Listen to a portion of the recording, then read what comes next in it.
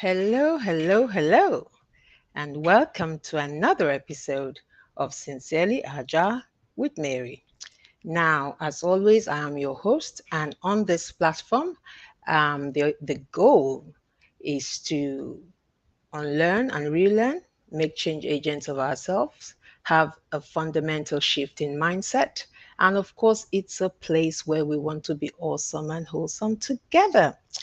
Today, we're looking at upskilling and opportunities in tech. And I am still waiting for my guest to join me. Chika Nwobi, a tech investor and entrepreneur. And I can see he's just joining me right now. Hello, Chika, and I'm just going to bring him onto the screen. Hello, Chika. Hi Mary, how are How you? are you? I'm doing very well. Nice to see you. Thank you for joining me. I know you're a man with a very busy schedule. Yeah, no, thanks for having me. It's great to finally get to connect. Nice to have you here. Thank you so much.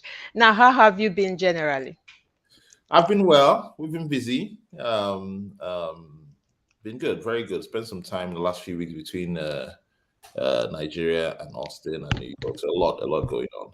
That's good. Well, it's good when there's a lot going on, isn't it? Yes, I guess you can say that. Yes. Absolutely. I like to be busy doing productive stuff, obviously, not just busy doing anything.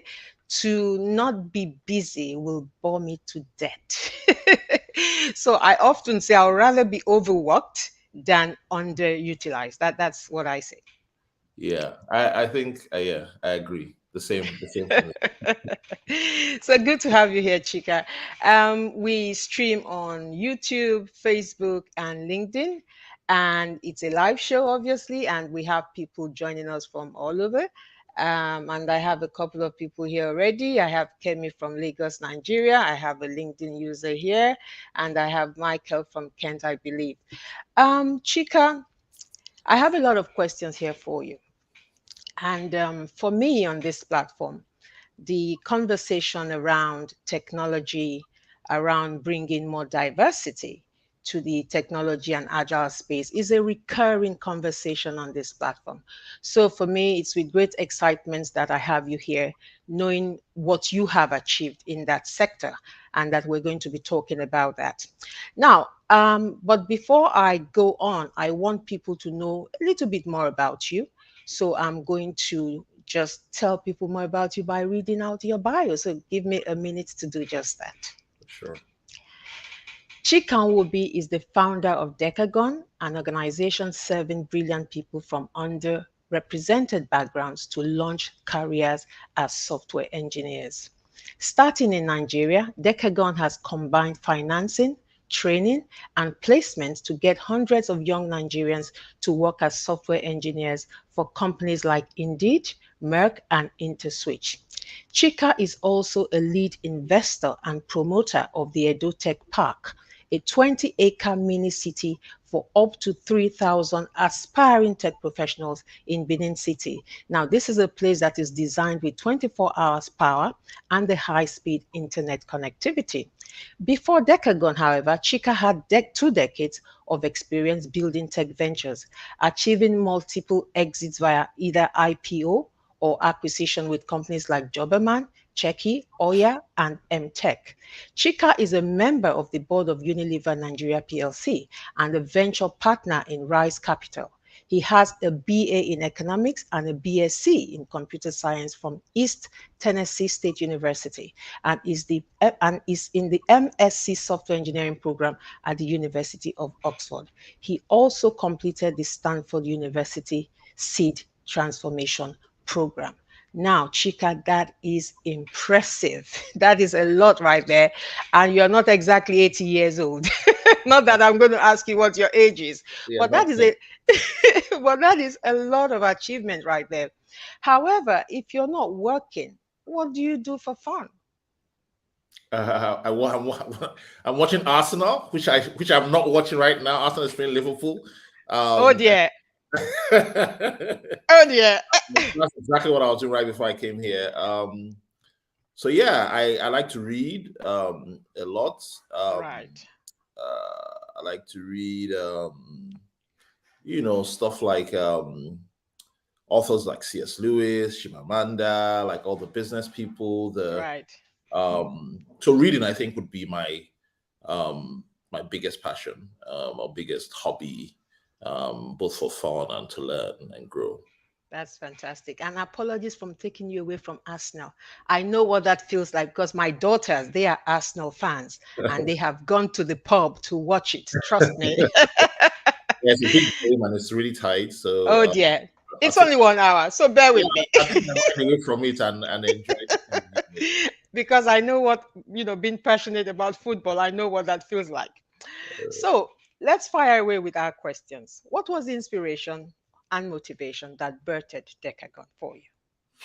Yeah, no, for sure. You shared a bit about my background, how I spent 2 decades building companies in tech, mostly in Nigeria. Some of them in other countries in Africa, but mostly in Nigeria. And the second part of that 2 decades, I was an investor. So most providing capital, initially my own capital, eventually like as part of a private like, a venture capital firm. When I looked at the 2 decades of building businesses in Sorry to interrupt you. We can't see your face properly. Can you just the other way? There you go. That's better. okay, That's better. Mhm. I wonder why. No, no, that's good now. That's Okay. fantastic.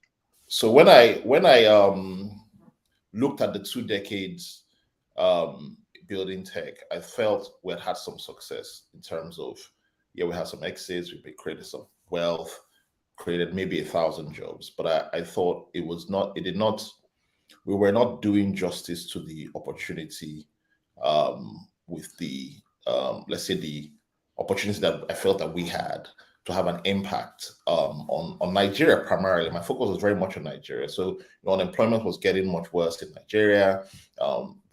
Large youthful population, and I had always thought that through tech we can like really transform that nation in one generation. This was my sincere belief when I first moved back to Nigeria 20 something years ago. And so I felt that like investing in companies was not having the kind of scale of transformational impact on people's lives that I wanted. And I came to the conclusion that by moving from investing in companies to investing in people, that we could really ramp up the number of people that we could like help transform their lives through tech. Um, and the other thing is that like when I thought about like the Nigerian ecosystem, so again, it was very Nigeria focused at the time. Mhm. I realized that, even though we're providing capital, but some of the companies we're investing in, we're having to take some of that capital and invest and hire engineers in Poland and India and all that. And then I realized that, we had made, when we looked at like other ecosystems that we were in, modeling ourselves after Silicon Valley, Tel Aviv, and all that. I then came to recognize it wasn't like capital or founders that really catalyze those ecosystems. It was actually a surplus of exceptional talent. Yes. And I had known from the companies I had built that there was exceptional talent. I had hired like people out of different universities in school, and built world-class products that had really done. So I knew that the potential was there. Was there. I knew that the need was there locally, globally. I knew that. So, for my own personal passion, the mission to create transformational impact, I felt that I could do it better, like by investing in people directly through Decagon. And so I decided to like sort of really move away from all the activities, all the investment, like really focusing on this Decagon mission. Focusing on people, and I like that you stressed on that, because people are the greatest assets you can have in any nation, and to focus on people, definitely I believe you've gone in the right direction. And for me, that is also a passion for myself, focusing on people, developing people, helping people to move to the next level. And that is also what we're trying to do with this platform right here, right now. So thank you so much. Now, you talked about how everything you have done so far and what actually motivated you and inspired you to go in that direction. And this is interesting also because it was pre-pandemic. Mhm. It was pre-pandemic. Now, given what has happened with the pandemic, what are your thoughts about even the exponential opportunities that technology and digital now provides in that space? Yeah, for sure. So maybe I should start by maybe being very specific about what specifically Decagon does. Okay. Decagon finds like really smart people in Nigeria. Most of them have graduated from university, Mm-hmm. and we provide them with like very intense, like I would say like like a software engineering boot camp on steroids, software Right. engineering and leadership. So it's a 6 month in residence program. So they live there, they fed, they get a stipend, so just focus and learn computer science fundamentals, a particular language, and then agile communication, leadership, all that stuff. And then when they're done, they go work for local companies or they stay back with us and work for some of our international partners through Mm-hmm. some of our international staffing partnerships. So fundamentally, within 6 months to 9 months, they are like Mm-hmm. their lives are transformed, and they become like their income goes up like Yeah. 400, 500%. Mm-hmm. Now, during the pandemic, um, I think a few interesting things happened, right? Yeah. We went from yeah, thank you for For the update. the update. Thank you, Kenny. Thank you very much, Kevin.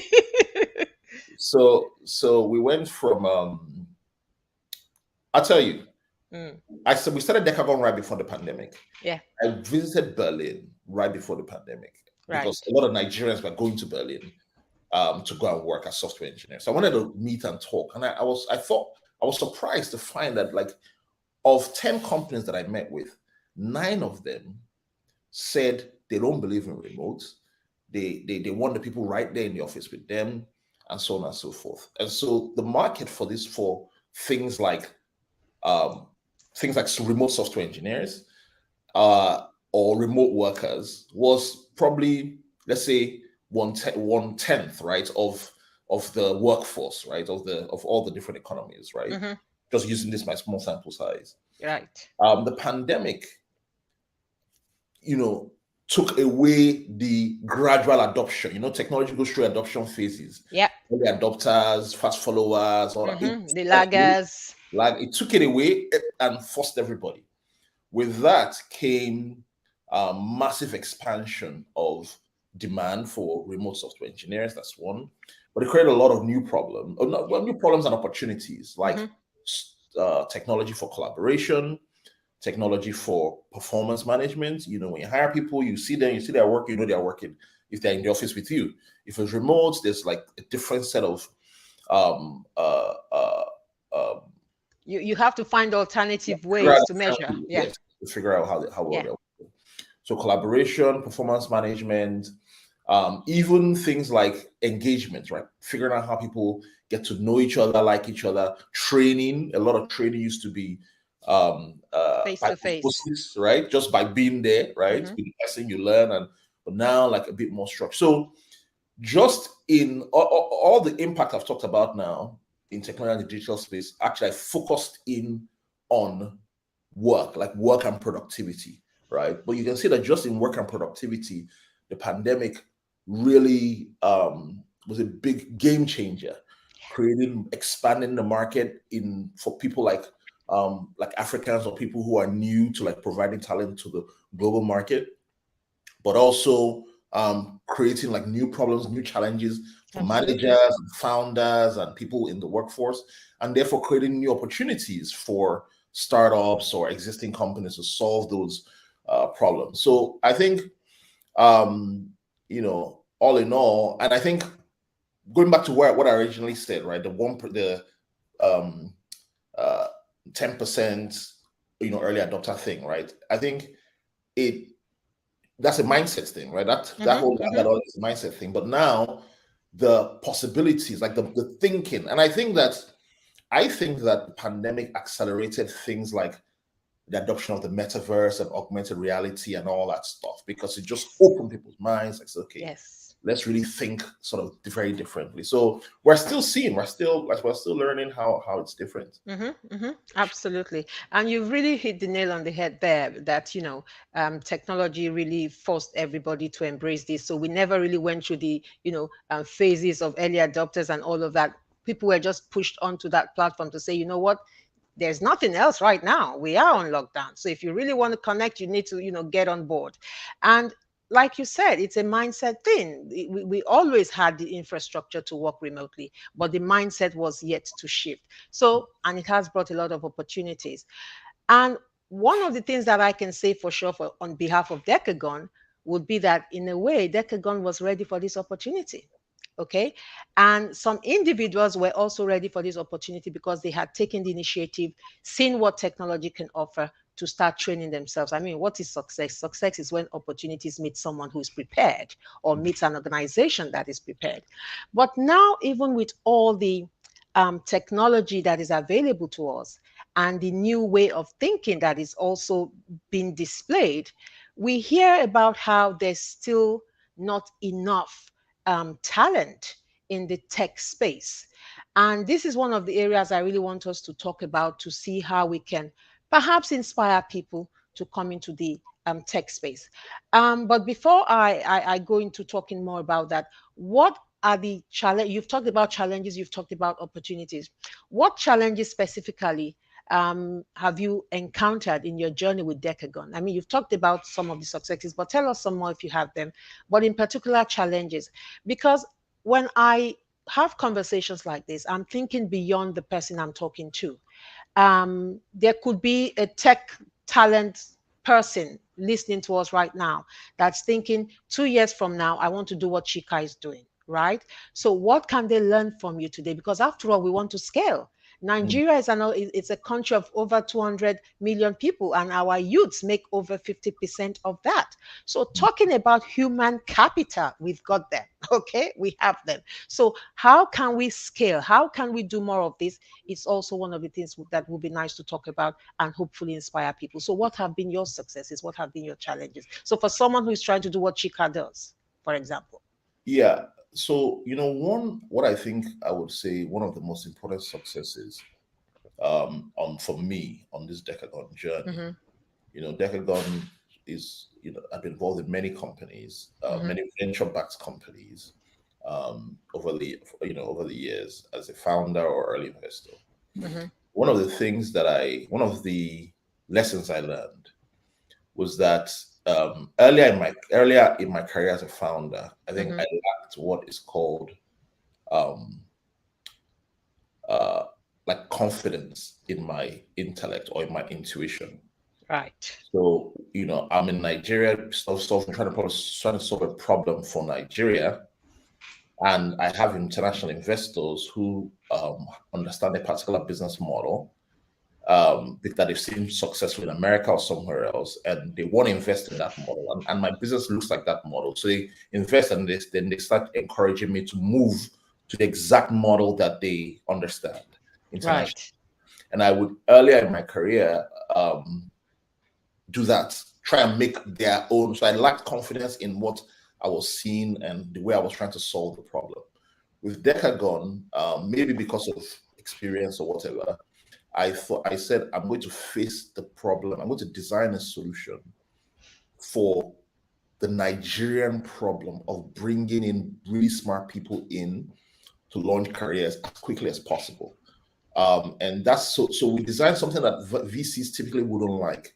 A solution that, for number one, we had student loan. We created merit-based student loan financing for people and they didn't have to have any collateral. They didn't Right. have past credit history. So we just took their intellectual capability that we tested, we developed, right? So we didn't have any external affirmation or of our tests.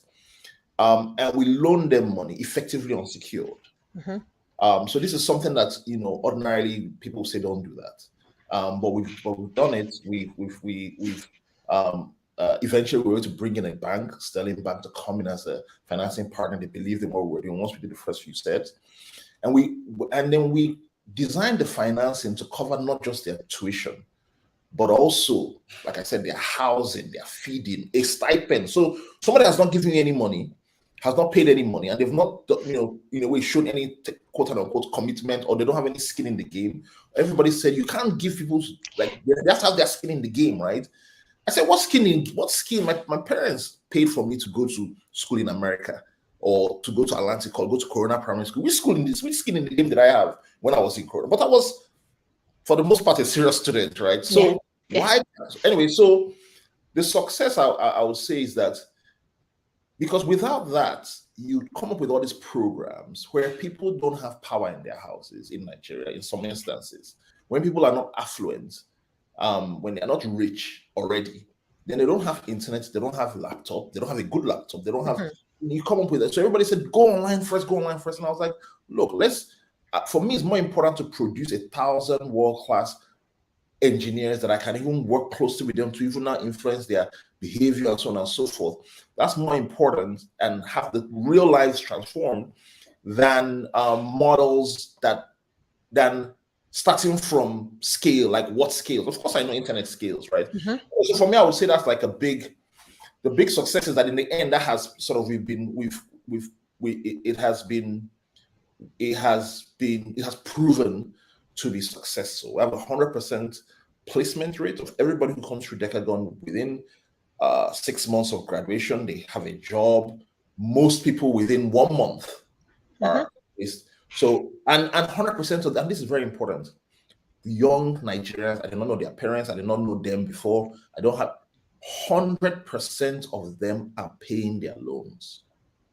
Who would have thought, right? So for me, these are like huge successes. Then I think also like getting them when we said, okay, let's expand into America and like connect these talents to the US market. And we were very hands-on in when we started out, right? And I think in summary, I think that has also worked very well. We have our largest customers, ramping up their demand for talent very quick, went from 2 to 30, right? One of our largest a unicorn tech company because they see that the people are doing well. So for me, these are the successes. I think in terms of challenges, um, I think I think we're almost, like we, not just Decagon now, but Mhm. Nigeria generally, Nigerian tech ecosystem is almost a victim of its success from a talent standpoint Right. because now like there's like really good talent that get exposed very early to challenges to because a lot of young start also, and then they are through because of the opportunities that came with the pandemic and the global shortage for talent. They're in demand globally, Yeah. and so there's like a lot of there's a large exodus of talent from the tech ecosystem. For us it's a challenge because we have the opportunity to grow very fast, Mhm. but then we need capable managers. We need capable leaders who can help us grow, who can help us expand and really take advantage of opportunities. There's plenty of demand for people who want to join tech, but we're really looking for like people who want to, come join our I mean, a lot of people want to join the company, but really finding people who are ready to hit the ground running from day one, who understand like leadership, product, and different aspects of our business. So I would say, for me now, like that's probably the biggest challenge. I think also, um, um, no, I mean, I was trying. I mean, I think infrastructure remains a challenge, but I think we are have been designing for that, and so primarily it's really around like leadership, management, Right. leadership Yeah. want to solve problems like this. Absolutely. Now, that is just so awesome. Now, what you have done here is you have essentially debunked the myth that people don't value what they don't pay for. Mm, But however, I want to believe that you're really, really prudent when it comes to the assessment of who actually is taking into Decagon. I mean, you said something, you said they have no collateral, they haven't paid a dime. But what you're banking on is their intellectual capital. That is what you're banking on because you're going through a very strict, if you like, recruitment process of how these people are selected, to come into Decagon to make sure that they will have a good success rate. And given that they are not paying, they are, like I said, is the intellectual property. And I'm sure you can tell who is hungry for this through your conversation and, recruitment process. So that is just so awesome. I mean, I do something similar with my Scrum Master cohorts. People come in and I'm very, very flexible about how people, go go about paying. Some people finish before they pay, because this is what I say.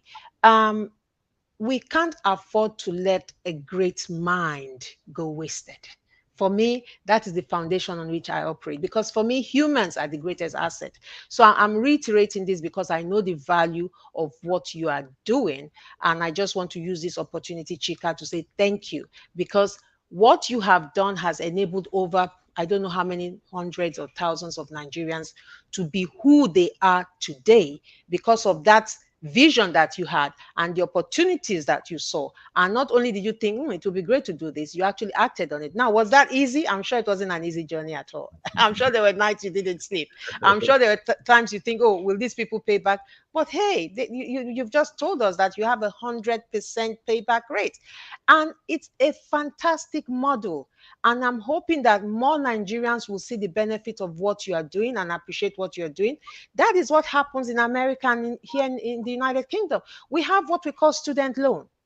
And as soon as you're done with your university, your income must be at a certain level. Then you start paying back, and that money goes back to fund somebody else. So if Decagon can be a huge success today and more people can come in, then what is going to happen is we can continue to recycle that model, and more people can have this opportunity. So for me, I'm just really highly appreciative of what you're doing.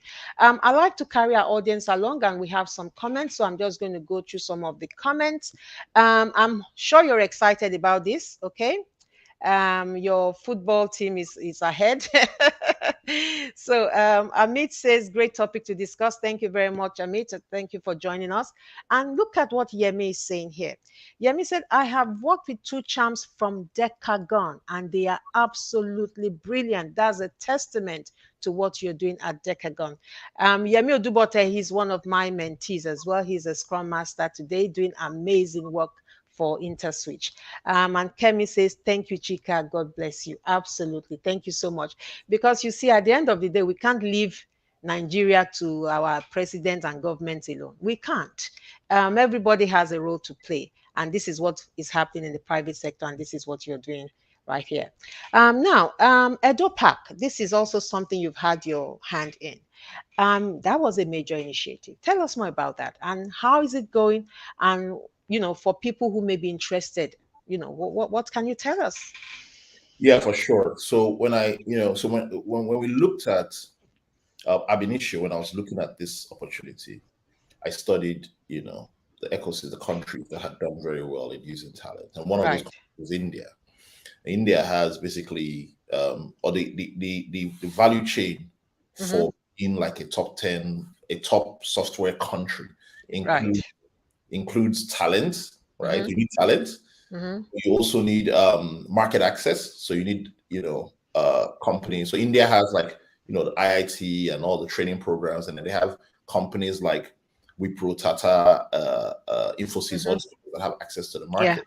But then they also have the infrastructure. That's Yeah. Bangalore. They have the tech parks where companies and people can work at the same standard that they would, the talent can work in the same sort of environment and standard that they would work if they were in England or in America or whatever. Anywhere else in the world. And so I recognize that for Nigeria to fulfill its potential to be a top software country, we needed like infrastructure. By that specifically, we needed a place for people to live. In India, it's mostly about where people work. But then during the pandemic, that the focus on just where people work became a problem because people couldn't go into the office. But we thought from the beginning that we needed a place for people to live and work that would have really good, basically high-speed internet and 24 hours power, but also the community of people Mm-hmm. living together. And so that's what the Edo Tech Park is. It's a 20-hectare development. It's close to UDBN, for those that are familiar with Benin. It's very close to University of Benin, which is Mm-hmm. one of the top universities in Nigeria. It has the infrastructure in place would be like, has like power. We have fiber internet already laid into the site that was paid for by Meta, Right. done by Main One. And it's a partnership between us and the Edo State government. Uh, Right. Edo State government has been very, very entrepreneurial, very Mm-hmm. focused Mm-hmm. on trying to have this what would be a transformational project for the city. I think about it that there's a lot of concentration of tech activity in Lagos, which is good. Yeah. But then for remote work, for international work, then we think like we can have transformation impact on a whole city, on a whole state, by bringing 3,000 tech people to live there. It would also be a very good place for the Nigerians, the Benin people, or the Uniben alumni, or whoever, right, that live in diaspora, would then be able to have that as their home base when they visit. Then they can, you know, just be in a place that feels like America, feels like wherever they're coming from, Wherever they're coming from. but at home. So that project is on course. We finished now all the architectural design, all the costing, and I think next month I think by the end of next month we should like have like selected, like commission the contractors that will start the construction. So it's gone very well. We had like the sort of the project kickoff earlier in the year. The vice president, Professor Yemi Shibajo, Yeah. there to celebrate that with us. The Edo State government is also doing some of the like road infrastructure on the site. Fantastic. Yeah, so it's very exciting project. We have some real estate partner companies that are handling the real estate part. We are primarily providing the I guess well, like the producers, like in music, right? So like Mm-hmm. a conductor of an orchestra, right? Absolutely. Um, and of course, we're the off takers because we're going to have two hosts. We're going to have a large campus for our training program where we can have, I think just under 1,000 people that we can train at the same time on that facility. And then when they graduate and they're working for companies, then they can move into the apartments, and then companies can have, both Nigerian companies or international companies can have their sort of um, uh, workspaces there, so that even though it's remote, it's not really completely remote. You then I have get it. co-located teams of engineers, Yeah. uh, sort of living and then working together. So they Uh, can take advantage of the infrastructure. exactly. So Fantastic. we hope to, we hope to be able to have the first cohort that will train there, uh, be there before the end of next year. So that's the challenge that myself and the governor have set for ourselves. And yeah, we're praying, for God's grace to see us through. And I'm smiling because I'm from Edo State. Oh wow! Okay, I'm from Edo State. So wow. this really puts a smile on my face. It's a great project, Yeah, and so very soon we will be yeah, opening, not very soon, like right now you can go to edutechpark.com, or people can message me if people are interested in being part of the project. We want to know who wants to be part of it, and we want to even learn how people want to be part of it. People have the opportunity to like buy apartments in it, or buy shares in apartments in it, so that it can be rented out to the mm, engineers, or they can use it when they want. So mm, very keen to have people participate. I'm not from Edo absolutely. State, I'm from Anambra, I know. but for me it was like super important that the governor was like very, very, very serious, very focused. He jokes about it all the time that he was chasing me and toasting me like how people normally chase and toast you for contract. That's how he was chasing me, and you know, It, and it was the other way around. yeah, and for me, I think like given some of the challenges that Nigeria is facing, I think like when a public official, a leader, is putting in that effort, that like the private sector, we sort of owe it to them, or it'd be great if we can collaborate with them so that in the end Absolutely. they are successful. Not that they'll say, "Oh, you are speaking English." In the end, Yes, all these your big ideas, nothing came out of it. No, if we can partner absolutely. with them, then we can. Then other people can see and copy, and Hmm. then Hmm. that's how like we lift. we lift ourselves up by doing that. So yeah. Absolutely. Imagine if we can replicate that in all the states in Nigeria. What what a joy that would be. And I'm particularly interested in the fact that they are actually leaning on the private sector, Hmm. because one of the challenges we have in Nigeria is pet project syndrome, Hmm. where one governor starts a project and the next governor comes and that is the end of that project. So with this one leaning more to the private sector and private investors, I'm sure that there will be continuity. And I mean, aside from the fact that I'm an Edo woman, I'm looking to, see what I can do as a partner in that project. You and I briefly discussed this a while back, Hmm. and I'll be talking to you more about that, because obviously technology is my space as well as Agile and DevOps, and I Hmm. want to believe that I can make some meaningful contributions there. More comments from our audience. You'll be glad to know someone said something here just now that caught my attention. My younger sister is a Decagon dev, doing well in the dev field. Kudos to you and the entire team at Decagon. Honestly, you have changed lives. Irene here says, great job. Thank you for building and inspiring the next generation of tech enthusiasts. Absolutely. This is great news for Nigeria as a whole, not just Edo State. Absolutely, Kemi. Well done to you and your team, Chika. Absolutely. This is amazing. Yes, it is. This is the second great tech project news in 2 weeks. I'm hearing out of Edo, or is this the same Dr. Uwa Igeho is part of, I don't know, with the government? I guess it's perhaps the same thing, Kemi. It's not the Is same it? thing. Okay. A different project, Dr. Oh, U. really? That's one of the people that when I was going to Edo, because when people tell you things, sometimes you won't be sure.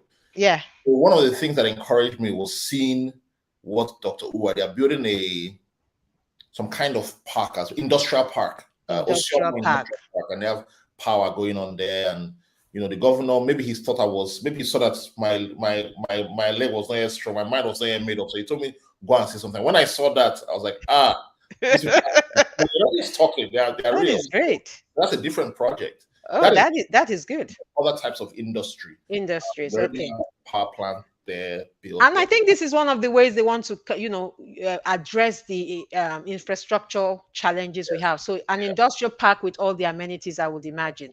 yeah. Now, this is absolutely amazing. Up Edo State, right? Up Edo State. I'm hearing this for the first time, and it made me really happy. People knowing that people like Chika and investing in the next generation, it is amazing. Absolutely, absolutely. Nigerians are doing great things. We believe in our people. We believe in our country. And like he said, we do have leadership and management challenges. But hey, we need to start thinking about, I mean, we talk a lot about brain drain. We in the diaspora, we need to now start thinking about how that brain drain can become brain gain. I Mhm. mean, you don't have to be in Nigeria to add value to Nigeria today. I have mentored, trained, and coached and mentored people into agile roles in Nigeria while living in my village in Kent here in the Mm. United Kingdom. And we can do that because of technology. We can leverage technology. So, brain drain is no longer anything we need to worry about. It is now brain gain. How can you, as a Nigerian, use what you have to bless the growth of Nigeria and contribute to the growth of Nigeria? So we can't stop thanking Chika for what he's doing. He's not necessarily always physically in Nigeria, but the show goes on. So thank you very much there. I still have a few more questions for you. I know you want to run away because of us now, but I still have questions for you. Now, there is still a huge shortage in spite of all the opportunities we're talking about. And there was something I saw on Gartner that says that for every, where is it now, if I can find that? Um, there you go. For every, just one moment, I think that is it.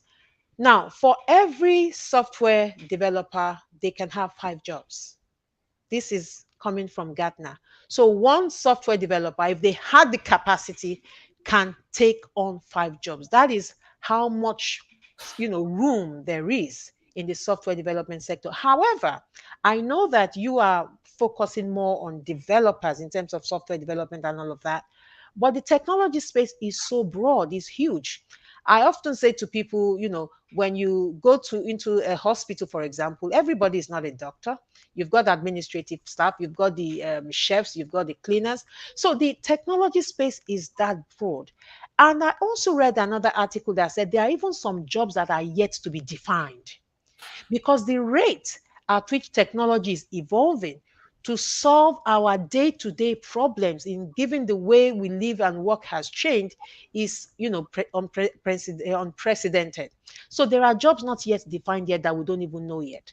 So but I also know based on my experience with people I engage with that when people hear technology they immediately think, oh, I have to be a software engineer. That is not my thing. It is too technical. That is not my thing. Even in the agile space, when I try to encourage people, they are like, oh, but I don't know how to code. I don't know. I'm like, it has nothing to do with coding. Now, the same thing goes for technology at large. If you want to design a software product, there are different aspects to it. There's a user interface to it, right? There's a user experience to it. There's the actual how does my the flow of the product of the app, how does that look?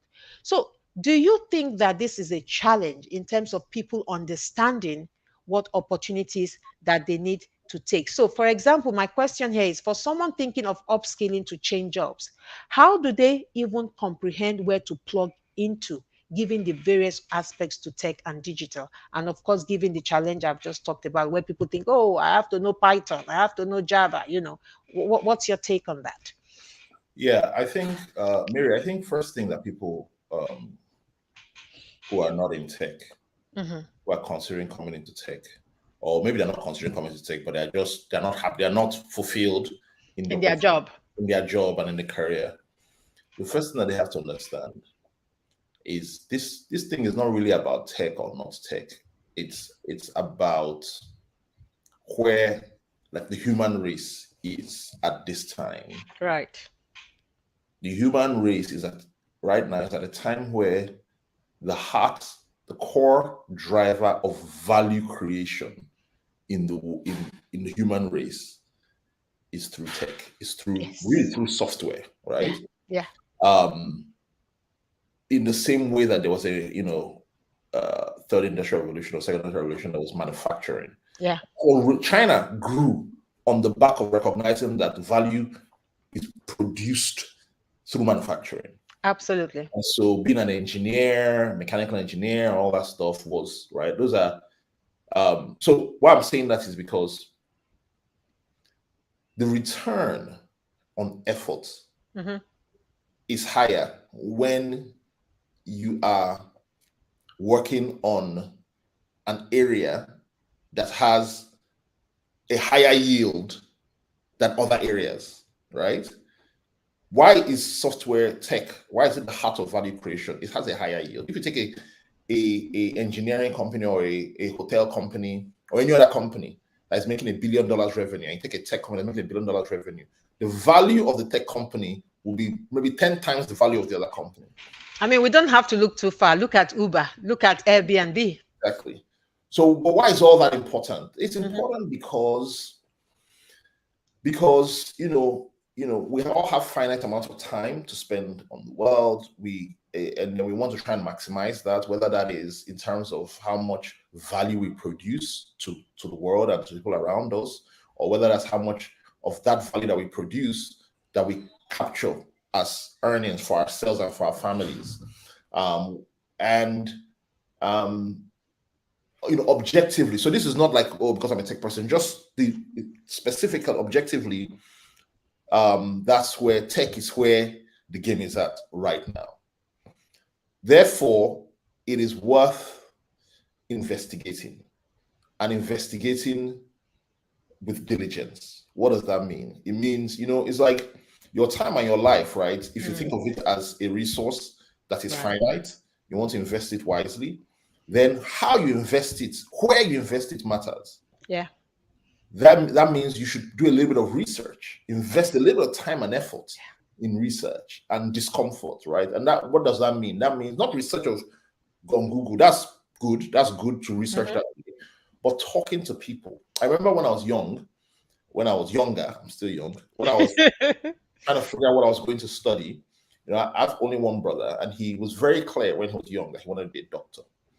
And so I wanted to be a wrestler. I wanted to be a policeman. I wanted to be a musician, many pastor, priest, many things. By the time I was 13, I wanted to be so many different things. But when I was, when I was around getting to go to university, I said, well, I started saying I'll be a doctor like my brother, right? So I wanted to be a doctor. Also because I wanted to come across as smart, right? So, but what I did was I went and spent time shadowing doctors. When I spent time shadowing a doctor in England, actually, and the blood was coming out, I saw blood. I almost fainted. I said, this is not for me. I don't care the money. So I spent another 2 years before I found tech. But but what I'm trying to say is that, sorry, I took a long route to get to this, No, right? no, But it makes sense. It makes a lot of people sense. who are considering tech, first of all, if you are not really fulfilled and very successful in what you're doing, consider tech. That's number one. Number two, the consideration of tech is not just talking or researching. You should research, and so it's like you research online and talk to people to narrow it down, right? So because in tech there's 100 things. So by researching on Google and all that stuff, YouTube, you can narrow it to a few things. Then ask, excuse me, please, can I come and shadow you? Can you ask your boss, can I join spend a day in all your calls? Can I see what you're doing? Can I even take a short course in that space? Like if you spend a month investigating 4 things, you would a lot of things that it's like a lot of things that you get to move from, because it's a very important decision. So you get to move from um really limited information. You're going to, really limited Yeah. information to being able to make a confident decision Mm-hmm. about what you have chosen. And I think the confidence with which people make decisions really matters. So there are a lot of opportunities. There are things for different types of people, but Mm, not everything is for everybody. And absolutely. therefore, I would encourage people to invest the time, reach out to people, and ask them, and try and shadow and try the things out, and then you decide. And when you decide, it also prevents you from quitting too early, because you put a lot Absolutely. of confidence in your decision. Great response, Chika. Great response there. And as you were talking, I remember the acronym IKIWISI. IKIWISI, because even when we talk about products and services, sometimes customers don't even know what they want, which is why we do prototyping to just give them an idea of what it might look like. Mhm. IKIWISI means I'll know it when I see it. Exactly. Okay, I'll know it when I see it. So if you're thinking of something different, you're not satisfied with your job, with where you're at right now, consider technology. Is a great advice from Chika, because every single business on the surface of the planet today is a technology business. Hmm. It is a technology business. So if you consider technology, there's a high chance that you will not go wrong. You will find something to do with whichever aspect you decide to go into. Great advice right there. So please invest in yourself, go on some short courses. And one of the things I like about, online training these days, you can find courses for as little as £10. Hmm. £15, $5. Sometimes there's even promo, $5. So if you're thinking about user experience, for example, go on Udemy and see if there's a 3 hours, 4 hours course for user experience, or any programming language, just to have a taste and feel of what that looks like. And if it's something that might interest you, like I said, Ikiwisi, I'll know it when I see it. If you see it, if you go on the training, you might think, actually, I have a flair for this. Someone Hmm. like me, for example, I worked in the early days of my career as an Oracle DBA. So now all of a sudden, DevOps is a big thing, right? That is already down, up my street, right? So I'm already also looking at DevOps. So these opportunities will present themselves to you once you prepare yourself for those opportunities. But you have to take that initiative. Chika, I want to let you go because I know you've had to sacrifice your love for football to be with me this evening, and I do not take that for granted. Please link up with Chika He's on LinkedIn, and this is the website for Decagon, Decagon Institute. Tell your friends, tell your family members about Decagon. Tell them how their lives can change if they would come and invest. If they are intelligent and you know they have the capacity for it, why not introduce them to Decagon? And next week, Yinka is joining us. We're going to be talking about um, um, wealth creation and cash flow. You don't want to miss that. Chika, thank you so much for the time you have invested here with us today. And I will be contacting you to talk more Thanks, behind the Mary. scenes. Great Thank you catching so up much. with you. Thank Yeah. you all for everybody Thank who. you so much. Thank you to our audience that has been here. Thank you, Chika. We can let you go. That's okay. We can let you go. Thank you so much, everyone. I've had to let him go quickly there because I know what it feels like to, to be pulled away from Arsenal. I have Arsenal fans in my house here, so I know. So to all of you that were here today, thank you so much for your time. I really, really appreciate you. Yemi Odubote, thank you so much for being here, and thank you for tagging your friends. Thank you all so much. So I'll see you next week. We're going to be talking about cash flow, especially at a time like this. Things are really tough. Here in the United Kingdom, globally, things are tough. And Yinka Wola is a success coach and a business strategist. We're going to be looking at wealth creation and cash flow. Who doesn't need cash flow? I'm sure you do. I need it too. So join me next week. And thank you so much for your time this evening. Bye bye.